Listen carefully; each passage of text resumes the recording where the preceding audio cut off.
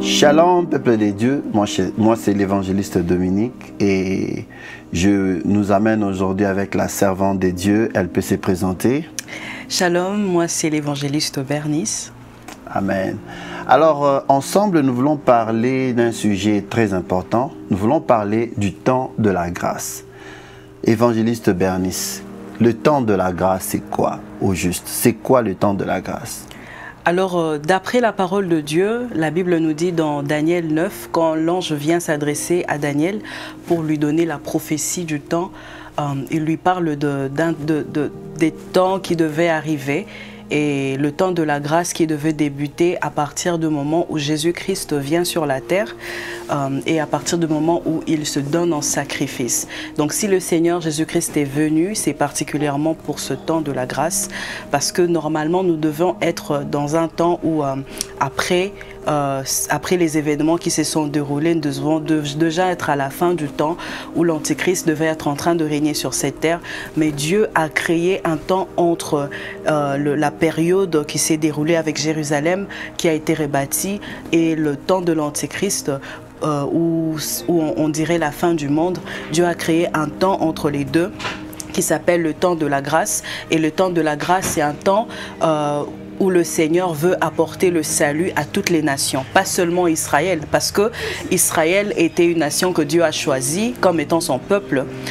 Alors Israël était le peuple choisi de Dieu et c'était le seul peuple qui marchait avec Dieu, mais par le temps de la grâce et au travers de Jésus-Christ, Dieu a voulu que toutes les nations du monde entier parviennent au salut, raison pour laquelle maintenant ce n'est pas qu'Israël, quelques personnes en Israël qui ont cru au Messie, mais plutôt tout le monde, dans toutes les nations et partout au monde qui avons reçu la parole de l'évangile de notre Seigneur Jésus-Christ.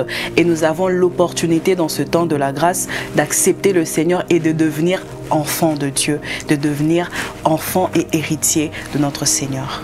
Amen. Mais je connais quelqu'un qui m'a dit une fois, nous sommes au temps de la grâce. Je peux pécher, je vais demander pardon. Est-ce que le temps de la grâce, c'est un temps où les chrétiens, où tout le monde peut facilement pécher et demander pardon? Parce que nous nous souvenons au temps de la loi, quand les enfants d'Israël péchaient, il y avait la terre qui s'ouvrait, il y a le feu qui descendait. Mais est-ce que le temps de la grâce, c'est un temps où on a le libre choix plutôt de pécher et facilement on sait que Dieu va pardonner? Alors, à cette question, je dirais que le temps de la grâce, déjà, moi, je dirais que c'est un temps pour les amoureux du Seigneur Jésus-Christ.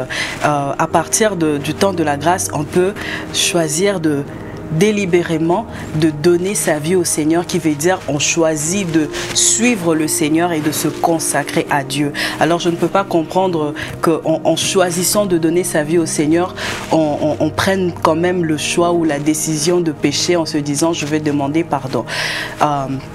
Le temps de la grâce, ça ne devrait pas d'ailleurs nous pousser à se dire qu'on doit pécher. C'est un temps qui nous fait réaliser qu'on était de pécheurs que nous étions. Le Seigneur nous a fait grâce de pouvoir arranger les choses avec lui, de pouvoir devenir ses enfants, de pouvoir marcher avec lui. Et dans le temps de la grâce, en tant qu'enfants de Dieu, ça devrait au contraire nous pousser à nous éloigner du péché.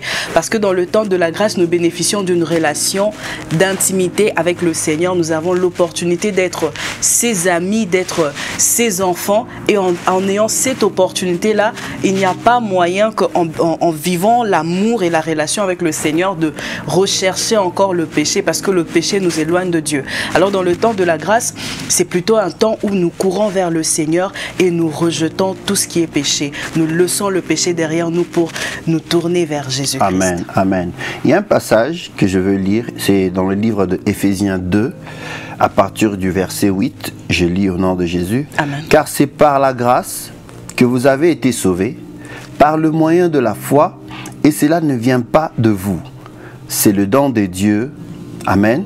Amen. Ma question est celle-ci. La Bible dit c'est par la grâce que vous avez été sauvés, par le moyen de la foi. Quel rapport y a-t-il entre la grâce et la foi? Quel est le lien entre les deux? Alors c'est vraiment très lié. Pourquoi? Parce qu'on peut connaître, entendre parler de la grâce, mais sans la foi, tout cela ne peut se réaliser pour nous, ne peut être notre partage. Parce que tu peux entendre parler que Jésus-Christ t'aime, qu'il est mort à la croix pour toi, que tu es libéré, mais si tu ne crois pas, la foi c'est croire en quelque chose qu'on n'a pas vu, quelque chose qu'on ne connaît pas, quelque chose de fois souvent qu'on ne comprend pas. Peut-être qu'on te dit simplement que si seulement tu crois que tu es sauvé, tu es sauvé. Et le fait de croire en cela, de croire que si seulement aujourd'hui je dis Seigneur, je te donne ma vie, Seigneur, je t'appartiens, je marche avec toi, viens dans mon cœur, et tu crois que c'est vraiment le cas, tu crois que le Seigneur est vraiment mort pour toi à la croix et qu'il a donné sa vie, c'est au moyen de ta foi que tu parviens à la grâce, que tu parviens à vivre cette relation avec le Seigneur en croyant. La foi, c'est toi qui te décides de croire en quelque chose qui peut paraître extrêmement incompréhensible pour le monde. Voilà. Amen, amen. Alors rapidement, quand est-ce que le temps de la grâce prendra fin? Et qu'est-ce qui va arriver après le temps de la grâce? Si vous pouvez rapidement nous relater un peu cela.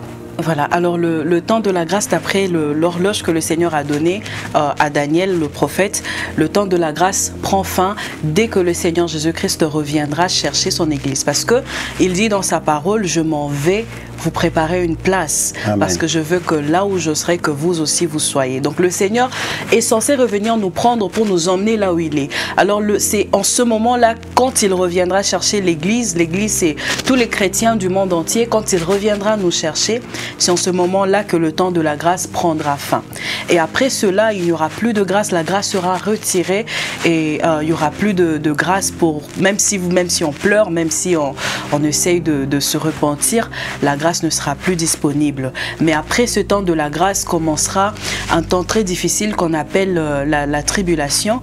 Et dans cette tribulation-là, l'Antéchrist va venir. L'Antéchrist, c'est un envoyé du diable qui va régner sur cette terre après l'enlèvement. Dès que l'Église sera enlevée, la Bible nous dit que au son de la trompette, un signal donné, le Seigneur va revenir dans les airs pour prendre l'Église. Et dès que la trompette va sonner, les morts en Christ vont d'abord ressusciter. Et ensuite, nous les vivants qui serons là sur cette terre, nous serons enlevés ensemble avec eux, nous serons enlevés dans les airs avec le Seigneur Jésus-Christ.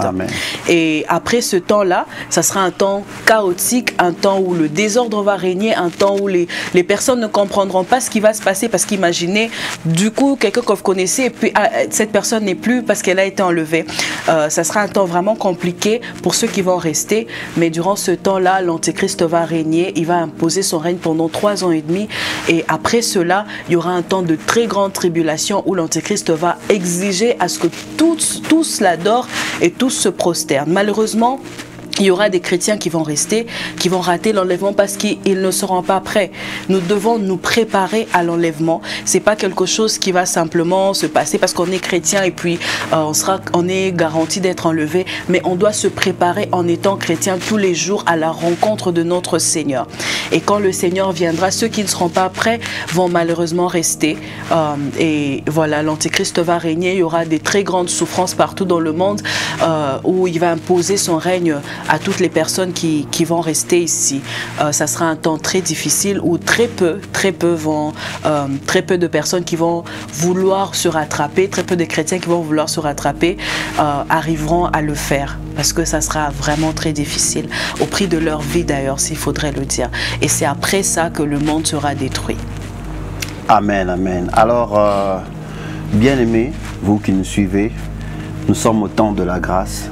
C'est un temps où seulement en recevant Jésus comme Seigneur et Sauveur, tu reçois la vie éternelle. C'est très facile. Amen. Mais tu dois avoir la foi, parce que la grâce et la foi, ça va de pair.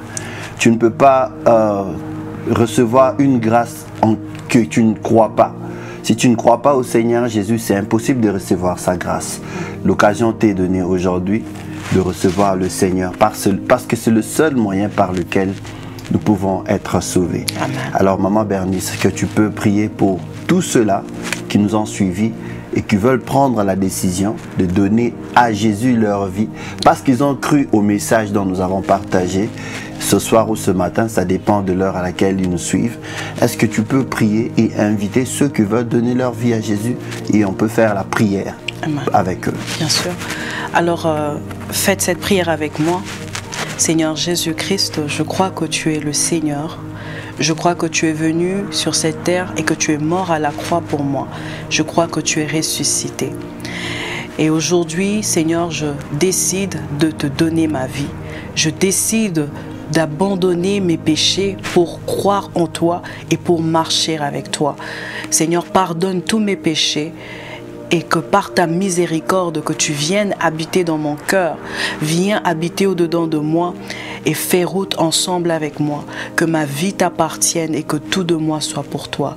Au nom de Jésus, j'aimerais aussi prier pour ceux qui veulent se repentir, ceux qui veulent arranger les choses avec le Seigneur. Vous êtes égaré après un long temps de marche avec le Seigneur.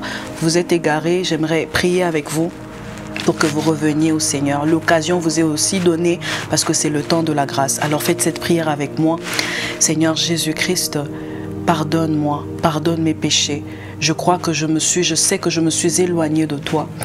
Par le péché, je sais que je suis allé loin de ta face et loin de ta présence. Alors je viens aujourd'hui te demander pardon. Je crois que tu me pardonnes et je crois que tu peux le faire.